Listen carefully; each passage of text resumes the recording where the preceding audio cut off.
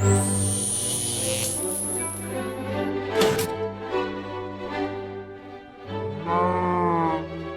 guys and welcome, Demon here with the second part of our long-awaited Guardian saga.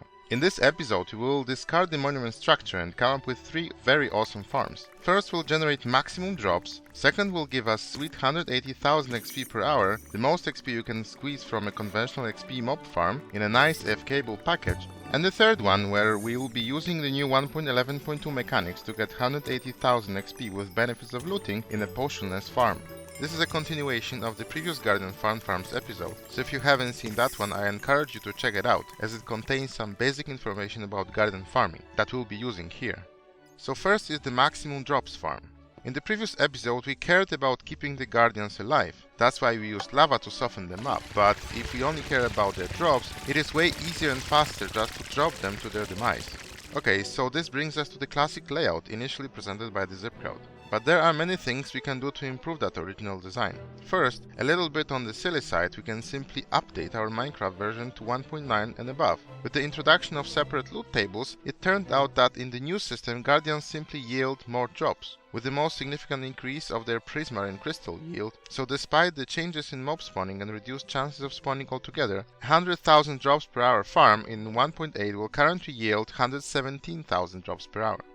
What else we can do? Of course, bushes. I received so many questions, how do bushes increase mob spawn rates? And the answer is they don't. What they do is, since they are not daylight transparent, we can use them to manipulate the height map or the maximum Y value that the mobs can spawn in. And any non-daylight transparent block would do that job nicely, like slabs. But with bushes I just wanted to take your attention away from the fact that we need a dark environment, because Guardian spawning is not affected by light levels whatsoever. So if we are here in this emptied world, all the spawning will concentrate around the lowest sub-chunk up to Y15. And obviously our Guardian farm, especially the spawning spaces, are higher up, so we need to tell the game somehow to use this extra space around the farm for pack spawning as well, hoping they'll end up in our farm. And this is up to 5 blocks away from the Ocean Monument area, or the area these mobs can spawn. I hope this explanation made it a little bit clearer, so it's not all about leaves but about controlling what can spawn and where.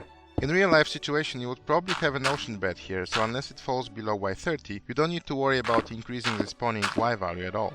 This can be also illustrated with a small quiz we had last time with 2 platforms made of hoppers. Mobs can spawn on hoppers, but since hoppers are daylight transparent, they don't increase the spawnable space. The platform on the left is at Y14, so it belongs to the lowest subchunk that spawn mobs. And the platform on the right is at Y15, and it extends towards the second subchunk already. But since there are no solid blocks to increase the spawnable place, the game doesn't even attempt to spawn them here. We can change it by simply adding some sort of a daylight blocking blocks like leaves above, and now mobs would be able to spawn on the second platform as well. Another improvement has to do with the Y value of the spawning layers.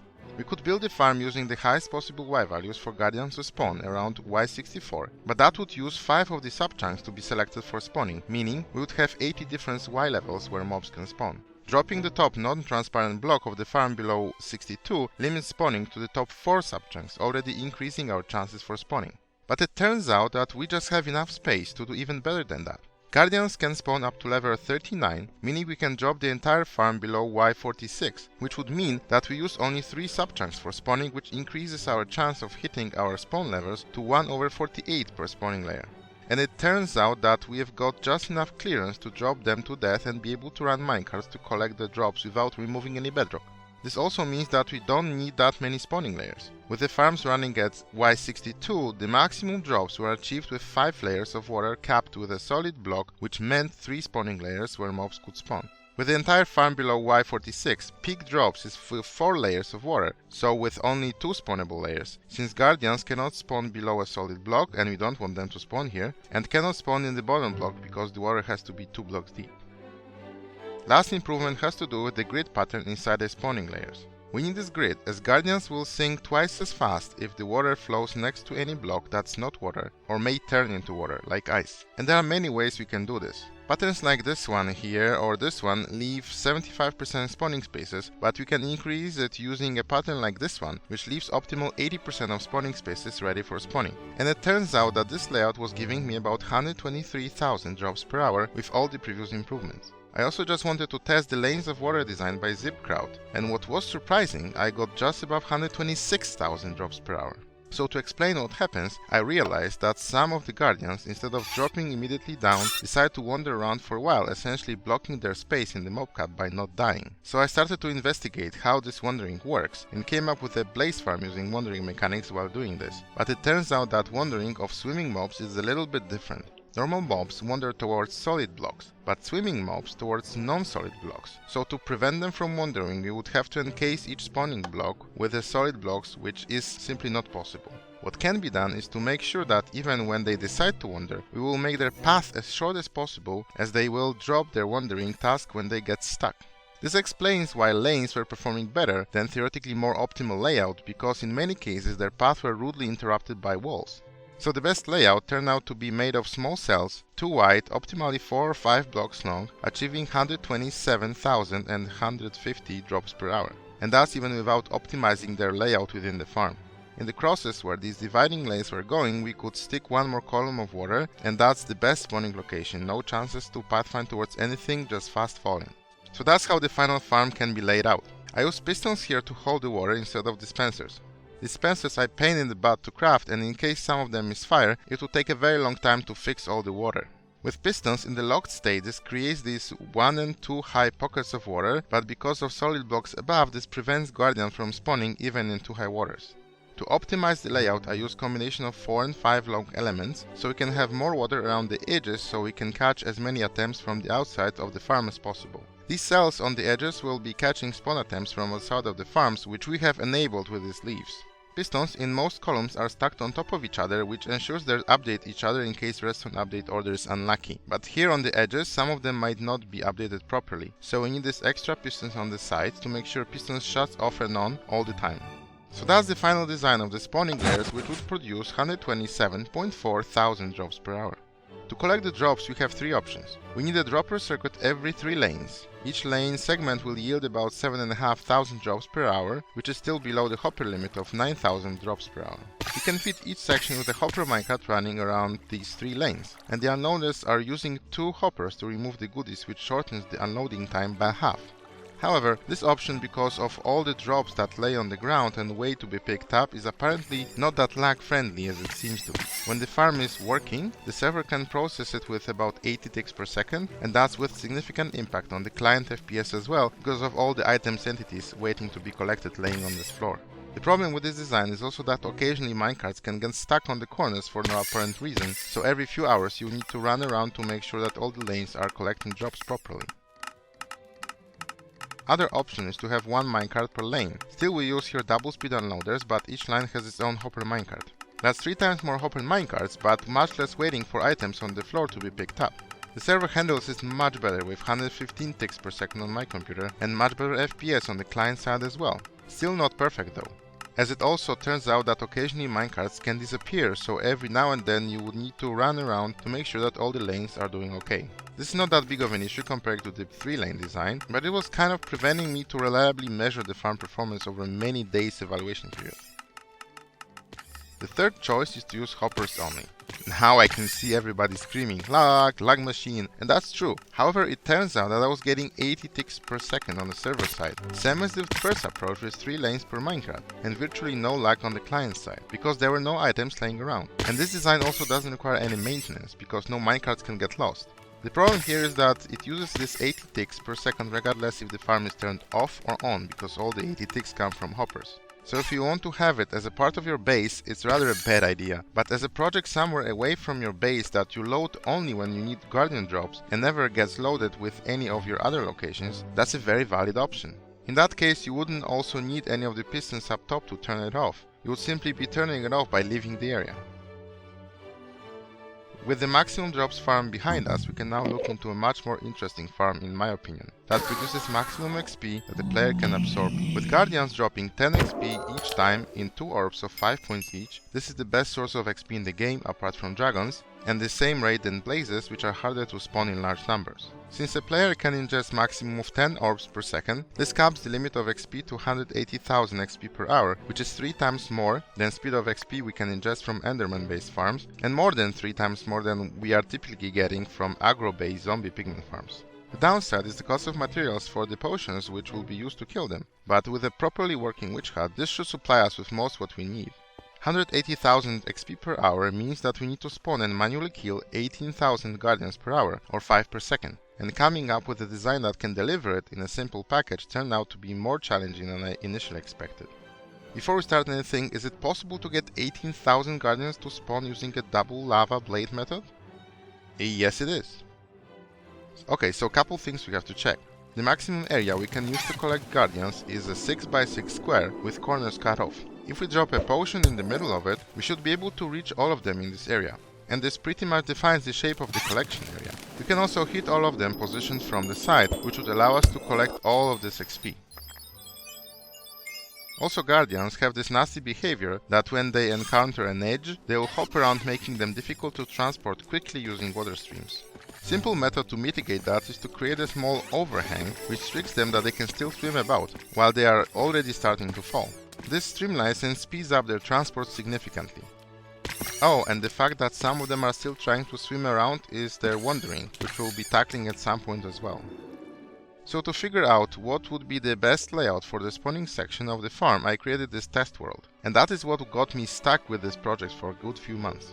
The proper research process requires to test all the hypotheses and all the parameters of the system to get results that are at least statistically significant between each other. With many different aspects of this farm and the fact that achieving required 18,000 spawns per hour was almost impossible for the most part, this quickly became a very tedious activity. What helped me finish the process was this command block farm builder and the carpet mod, which I pretty much developed with this project in mind.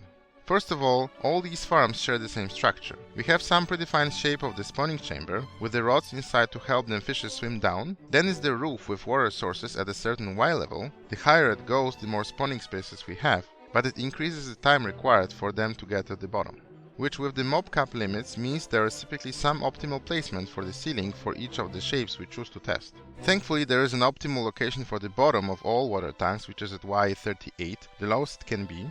Then 2 layers of lava to bring the fishes to one-hit kill, and then water collection at the bottom with this fixed structure of open fence gates to create these water overhangs, allowing the guardians to fall much easier. The fence gates, despite being flammable, are just fine because they will only catch on fire if they have an air block above them, and lava, although very hot, if it is on top of them will actually prevent them from burning.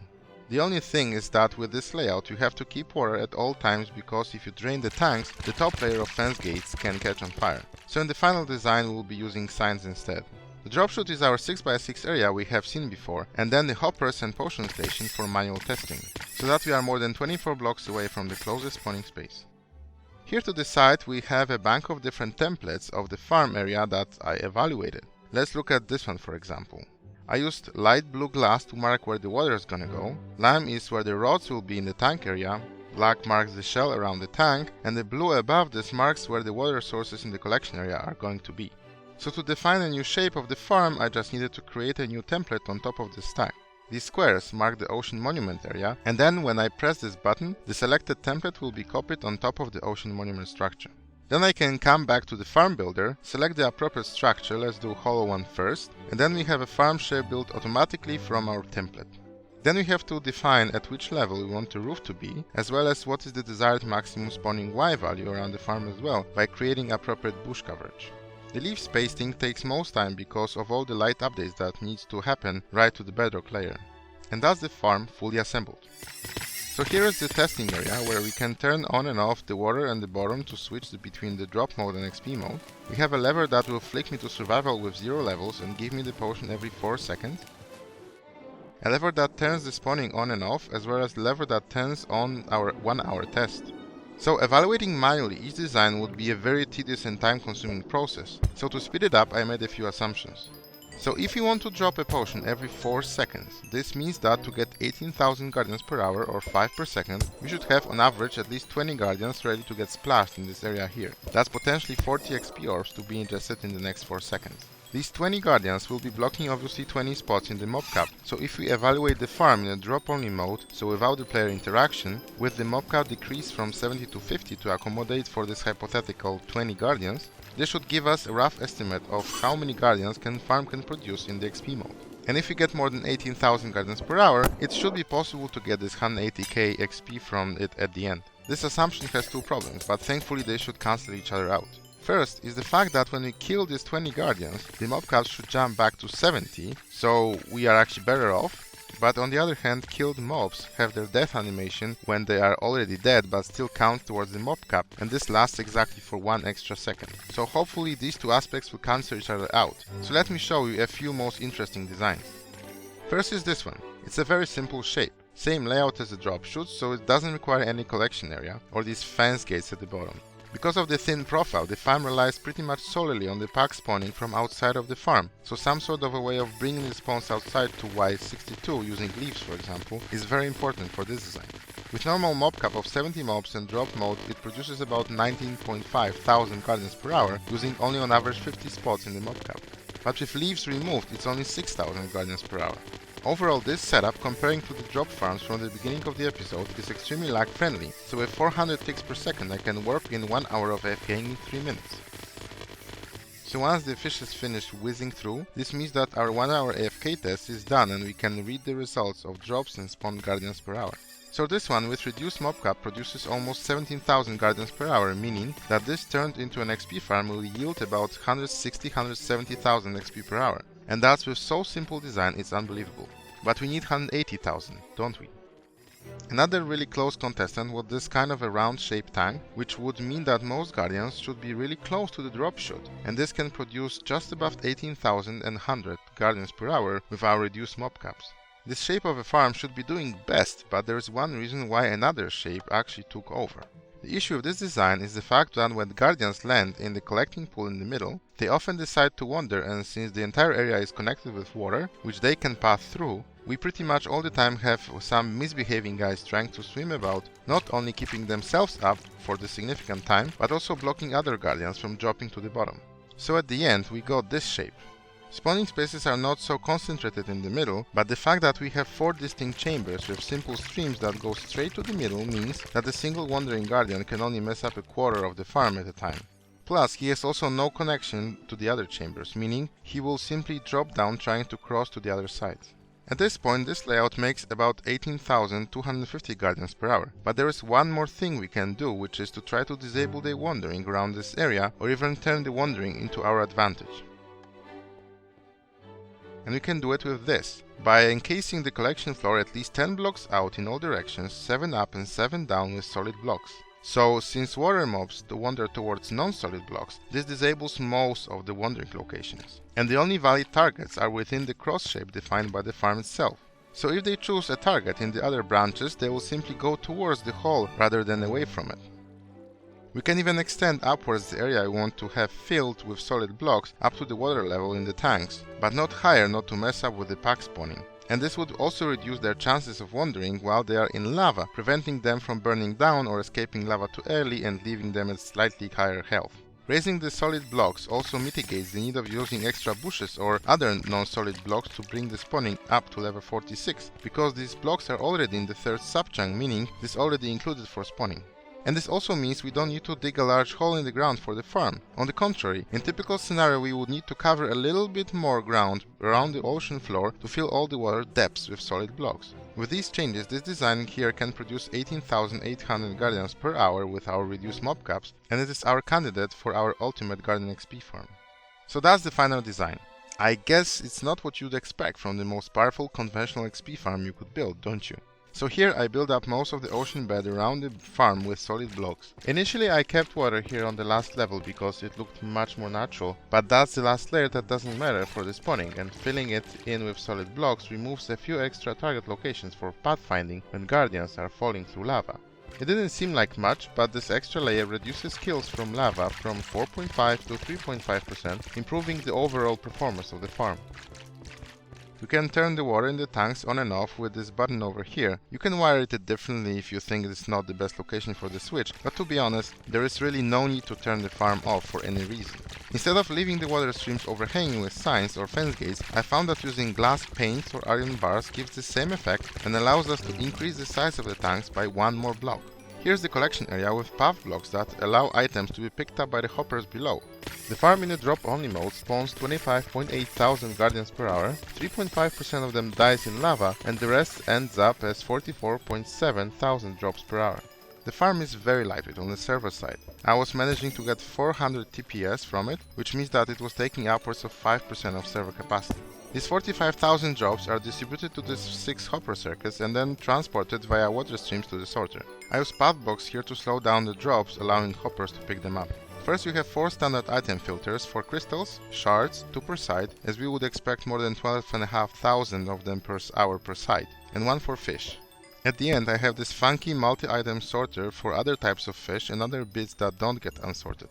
The storage fills up pretty quick, so this is just for demo purposes. I turn off the portal to prevent zombie pigmen from spawning, as they would block the mob caps like other hostile mobs and mess up my evaluations. And here we can access the XP room. This lever here turns on the XP mode. This turns on water in the collection at the bottom and expands this little ledge, which provides sufficient protection for a player from potion effects from the splash potions. It's because to attract all the XP orbs towards the player and throw the potion exactly to the middle, the player needs to be quite close to this chamber, which means that if they hit a guardian mid-flight, it may just put them in the range of the potion. The use of fences here prevents guardians from swimming into that chamber here in the back. It is not important for regular use, but more for an AFK type situation to elevate the need of using region beacon. In normal circumstances we can simply stand around here and throw a potion around this cross area, but for AFK I recommend using 2 cobwebs here and throwing 2 pistons like so the player can snugly get inside. And he will be held up by these 2 cobwebs, which will also slow down XP orbs, which also queue them up nicely without getting crazy spinning. So if we came here just to get a few levels to mend or combine a few things, we can use this button here to get 1 potion and then stand on the end rows to get our XP nice and quick. If we don't catch a potion because our inventory was full, for example, it will be caught by these hoppers below and placed in this chest, so we can recycle them back to the system if you want. For AFKing we have this clock with 2 speeds, Sport mode or 180k mode and Eco mode. So if we go to the back we can see we have 2 branches for a traditional comparator clock. One is shorter, on 5.0 seconds per potion, which with the default world and 1 player should give you exactly 180,000 XP per hour. And the longer one is on 19 seconds, which turns out to be the most economical with potion usage, achieving respectable over 120,000 XP per hour. So about 30% less than 180 with essentially 4 times less potion usage, which is still 2 to 2.5 times faster than an Enderman or Zombie Pigman XP farm.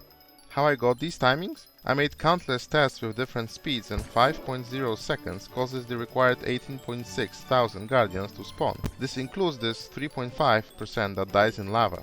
Anything less in terms of timing will crash the server over time from the amount of flying XP orb entities. Anything greater tones down the performance but offers better protection from crashing in case you got higher mob caps because of some other people logging in or staying around us. For the Eco mode you want to kill as many guardians per shot as it is reasonable, keeping the rates at a decent level. Here I defined an efficiency factor as a product of XP per hour yield and guardian hits in a single throw, and it maxed out around 19 seconds. And it is around that time when the flow of guardians seems to stop because of filled mob cap. At the end, a little note about safety of this farm. In the AFK spot, it is still possible to get hit by a potion, but there is no need to use the region beacon. I set up a test for about a day with 120 TPS, so game running 6 times faster, and the AFK player got hit twice, losing in total 1 heart, but didn't lose its position thanks to the cobwebs and achieved respectable 2017 levels. So, with 1.11.2 we have got new addition to the game that we can use here, and it's not rockets but sweeping edge enchantment. So this prompted me to modify our last farm to use a looting sword instead of the potions. This saves us the potion setup and potion ingredients, but it's not as easily FKable as the potion based farm. It's essentially like an Enderman farm but just 3 times faster. So I made the 2 arms of the farm a bit shorter and added this extra shelf here at the bottom to squeeze the guardians in a 2x4 area. If a player sits here in the middle, he has quite a bit of chance to sweep away all or most of the guardians in this area. This might not be the most optimal layout, it's just a modification of the previous farm, but I simply wanted to get it out to you instead of working on it for the next couple weeks or so. So if you have any idea how to streamline this design better, please let me know. However, this might not be that necessary, as this will give you 180,000 XP per hour if you just sit here in the middle sweeping left and right every 2 to 3 seconds. As you can see, guardians are on the enchanting tables, finally some use for them in the XP farm, and the player is standing on a daylight sensor. This gives enough clearance to see all the guardians without being seen. These trapdoors, fences and cobweb around me hold me in place. They are nice to have if you came to get some more levels than usual. As you can see, I've got all protection 4, unbreaking and mending armor. Thorns is not preferred as it just makes the armor consume more XP. On the sword I have sharpness, mending, unbreaking and sweeping edge. Unbreaking on all parts is just to reduce XP consumption by armor pieces and the sword. Full on protection 4, diamond armor shields from most guardian thorns damage, but you have to press forward to combat knockback. If you want to AFK with a clicking program, you would need a regeneration beacon, but for normal use, a player who just had a stake can get from 0 to level 65 with just 1 heart left. All in all, it's a nice replacement for an Enderman farm, works about the same, just 3 times faster. The only problem this farm has is the item problem. With looting 3, 18,000 guardians generate 81,000 drops per hour. Here we have each hopper below each enchanting table connected to individual dropper circuits, so the capacity is only 72,000 items per hour. So for this to be a fully AFK-able farm, you would need some sort of a hopper minecart setup instead. For the item sorter, we would need 5 individual slots for shards, and here we have only 3, so we have an overflow of shards in the system. We also need 2 slots for fish and crystals to keep with the rates of the looting sort. So all in all, this setup should be sufficient if you need a few hundred levels at a time, but for hours of AFKing, it needs a different setup for item collection. So there you have it, 3 guardian farms, one that squeezes 127.4 thousand drops per hour, and 2 XP farms that are capable of providing maximum XP you can get from a conventional XP farm. So if you enjoyed the video, don't forget to leave a like, share with others or comment in the comment section below. If you are new, subscribe for more, and see you in the next one. Bye bye!